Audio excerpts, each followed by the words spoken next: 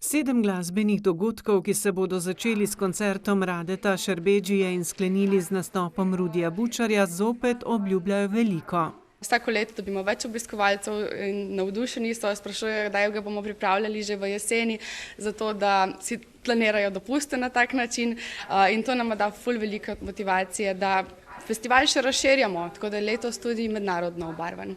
Prav ta mednarodna komponenta letošnjemu festivalu daje še večjo težo. Do zdaj v prvih 2 letih smo gostili v bistvu samo slovenske izvajalce. Naša želja je, da postane festival mednarodni, tudi mednarodno bolj priznan.